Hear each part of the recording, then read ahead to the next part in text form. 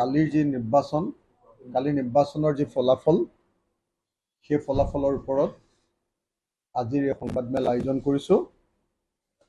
আপোনালোক সকলোকে সন্মান জনাই মই আমাৰ বক্তব্য প্ৰকাশ কৰিব খুজিছোঁ। খুব চিধাচিধিকে যদি কওঁ, কালিৰ নিৰ্বাচনী ফলাফলটো অৰ্থাৎ 2024 চনৰ লোকসভা নিৰ্বাচনৰ ফলাফলটো সঁচা সঁচিকৈ ক'বলৈ গ'লে বিজেপিৰ সাম্প্ৰদায়িকতাবাদ আৰু বিজেপিৰ দাদাগিৰি বা ফেচিজিমৰ বিৰুদ্ধে ৰাইজৰ ৰায় আছিলে। আচলতে কালিৰ নিৰ্বাচনত সাম্প্ৰদায়িকতাৰ পৰাজয় হৈছে, অহংকাৰৰ পৰাজয় হৈছে।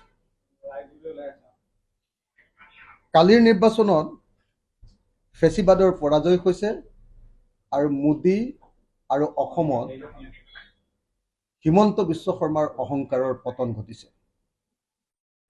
এইটোৱে হ'ল কালিৰ নিৰ্বাচনৰ আটাইতকৈ ডাঙৰ গুৰুত্বপূৰ্ণ খবৰ। এইটোৱে হ'ল কালিৰ নিৰ্বাচনৰ আটাইতকৈ গুৰুত্বপূৰ্ণ ইতিবাচক বাৰ্তা।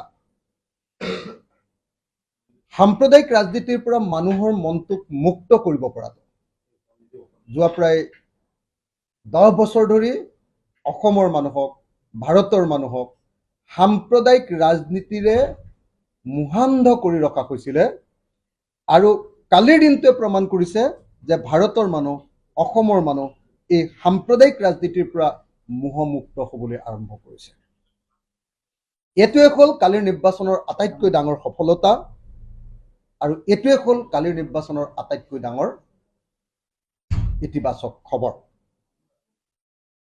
আচলতে কালিৰ নিৰ্বাচনত সাম্প্ৰদায়িক এডাল বিশাল গছ উভালি পৰিলে। কালিৰ নিৰ্বাচনত ধৰ্মীয় উন্মাদনাৰে আচ্ছন্ন কৰি ৰখা বিশাল নেতিবাচক শক্তি এটা কালিৰ নিৰ্বাচনত পতন হ'ল। তেওঁলোকে অহংকাৰেৰে সৈতে কৈ আছিলে যে 400খন চিট পাব। আমি সকলোৱে দেখিলো যে 240খন চিটতেই তেওঁলোক সীমাবদ্ধ হৈ পৰিল। আজিৰ দিনটোত 10 বছৰৰ পাছত আকৌ কোৱালিশ্যনৰ যুগলৈ ঘূৰি যাবলগীয়া হ'ল। আকৌ এতিয়া অকলে কোনেও চৰকাৰ কৰিব নোৱাৰে।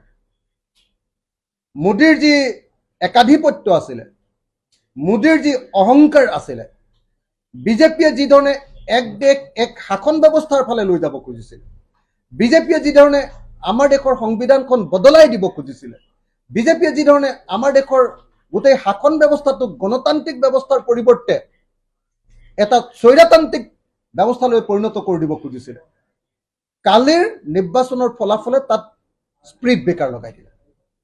এতিয়া মোদীয়ে আৰু সংবিধান সলনি কৰিম বুলি ক'ব নোৱাৰে। মোদীয়ে এতিয়া গণতন্ত্ৰ খতম কৰি দিম বুলি আৰু ক'বলৈ সাহস কৰিব নোৱাৰে। মোদীয়ে এতিয়া আৰু কোনোপধ্যে ভাৰতৰ জনতাৰ মুখ স্তব্ধ কৰি দিয়া, বাক স্বাধীনতা হৰণ কৰি দিয়া সেই আগ্ৰাসী ৰূপ এতিয়া লৈ থাকিব নোৱাৰে। এতিয়া আন সহযোগী দলবিলাকৰ কথা মতে মোদীৰ চৰকাৰ চলিবলৈ বাধ্য হ'ব আৰু হয়তো এনেকুৱাও হ'ব পাৰে যে নৰেন্দ্ৰ মোদী প্ৰধানমন্ত্ৰী হ'ব নোৱাৰিব। আপোনালোকে সকলোৱে জানে যে গুজৰাটৰ সময়ৰ পিনৰ পৰা তেওঁ অনবৰতে বহুত ভোট লৈ জিকি আহিছিলে, সদায় একাধিপত্য বিস্তাৰ কৰিছিলে, কাৰো কথা শুনা নাছিলে, ডিক্টেটৰশ্বিপ চলাইছিলে একদম লাষ্ট এই সময়খিনিলৈকে। সেই অৱস্থাটো উৰ পৰিলে। গতিকে এইটো এটা ভাৰতৰ মানুহৰ কাৰণে অত্যন্ত ডাঙৰ খবৰ। ডাঙৰ খবৰটো হ'ল যে সাম্প্ৰদায়িকতা যেনেকৈ নাইকিয়া হ'ল, তেনেকৈ অহংকাৰ, কালিৰ নিৰ্বাচনৰ ফলাফলে অহংকাৰৰ পতন ঘটালে। মোদীৰ অহংকাৰৰ পতন ঘটালে।